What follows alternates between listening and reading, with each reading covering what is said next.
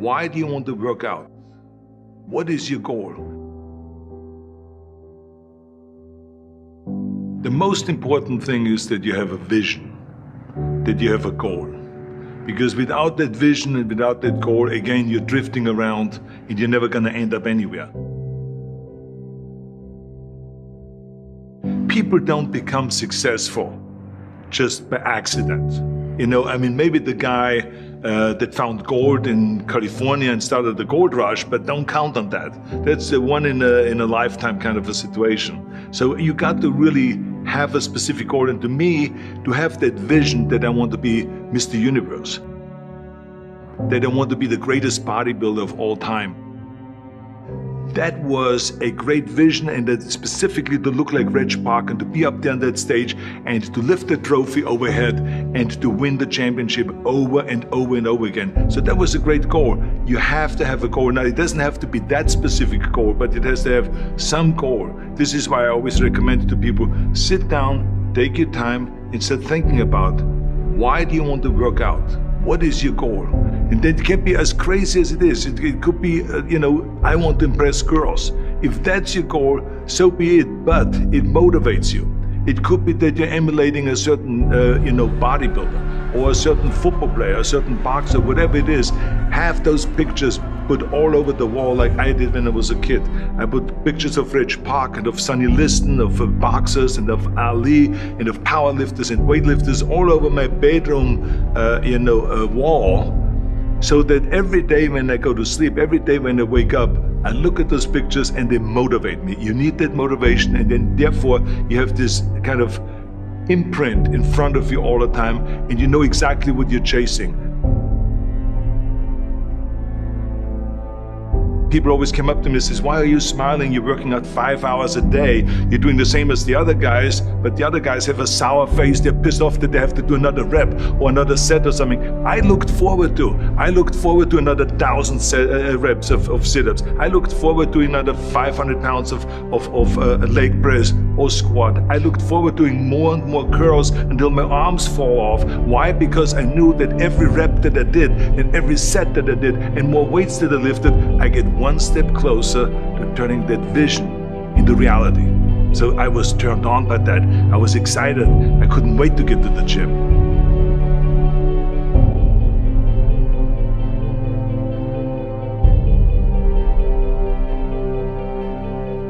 I remember that when I weighed 245 pounds, and Bob Rafelson, the director of Stay Hungry, said to me that I'm interested in having you come in for a reading and work on your acting and all this, because I'm interested in having you in a movie to star with Jeff Bridges and with Sally Fields. I was delighted about that, and I was excited, and I started pumping up more and more. And then he said, but I don't want you to weigh more than 210 pounds. You want me to be in the movie, but I'm weighing 245, 246. I say, I just won the Olympia, I say, which was 1974, and I was really at my biggest. And but he demanded that, and he says, look, it's very simple. On the day we start shooting, he says, I'm gonna put you on a scale, and if you don't make the 210, you're out, because I have someone else in mind. And I worked on it. I started visualizing myself very clearly as a lean athlete, because that's the only way I could lose that weight and all of a sudden get interested in running more, because up until that point I ran like 3 miles after training or before training or whatever, but now all of a sudden it was 5 miles, 6 miles, 7 miles, 8 miles, and they even ran mini marathons in order to lose the weight, and I did everything with high reps, and I was watching my diet, what I eat and all those kind of things. But the day before, I remember we were in Birmingham, Alabama. The day before I was at the YMCA with Bob Rafelson. He was swimming and I was working out and I was running. There was a track there and I was running. He says, let's step on the scale.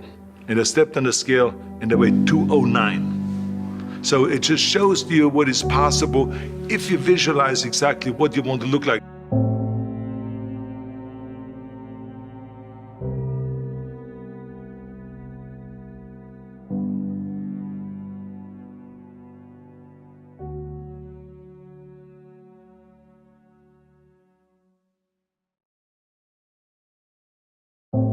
And there was no room for any kind of like, well, I can't get my act together or anything like this, because there's only a certain amount of time. But the key thing again is have the clear vision.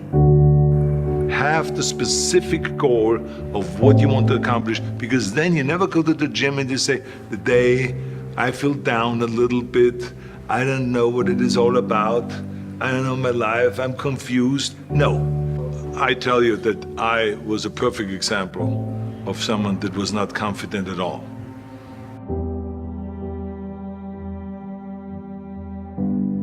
I mean, when I was a kid, I was just like any other kid. I had my hang-ups and problems and all this.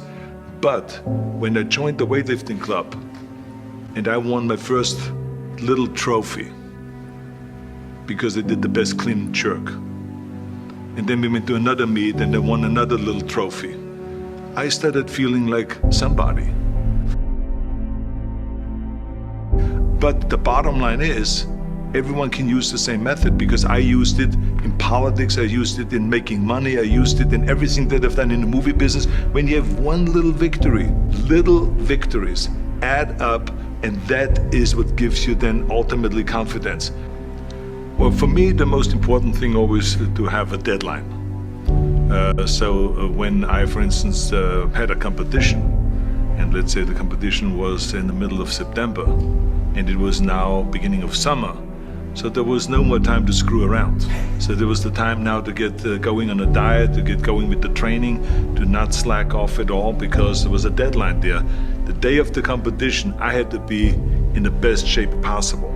And I knew that if I come to the competition and I lose because I did not schedule my training the proper way, or I didn't have the right frame of mind, or I didn't give everything, literally worked my butt off, I would be just so angry.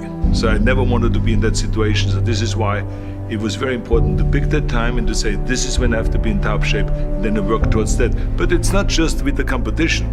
I mean, it's the same in the movie business. I mean, to me, it was always a big advantage when I said, okay, my movie starts on April 1, and I have now 3 months, so I have to get really in great shape. So you pick those times. It could also be that you have no movie and you have no Mr. Olympia or no Mr. America, no Mr. Universe coming up or any of those things. But you say to yourself, the summer starts in June. I'm gonna go to the beach in June, and at that time I want to be in great shape. So that creates an urgency that makes you really start training hard and taking it seriously. Because if you don't have a specific plan, then you wander around. I mean, you can have, as I've told you many times, the best ship or the best plane in the world, but if you don't have a specific goal where you want to go and when you want to get there, you just drift around and you never get anywhere. So this is why it is so important to create that urgency and have a specific time when you want to be in shape. Well, I mean, look, everyone has a problem with time, but the day is 24 hours and we sleep 6.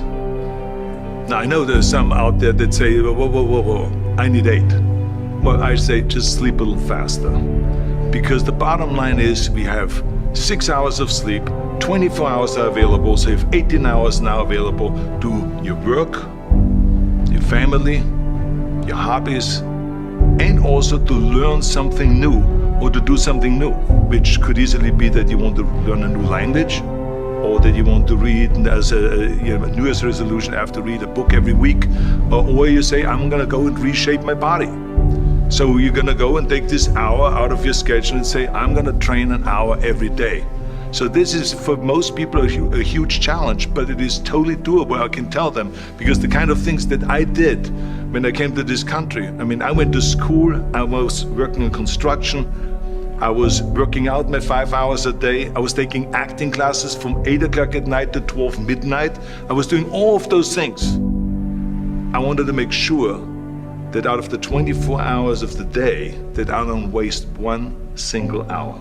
Those hours were too precious. And so there I just want to tell people, don't give me this thing, I have a difficult time with the time and I don't have time for this and I don't have that. You have time, you make the time.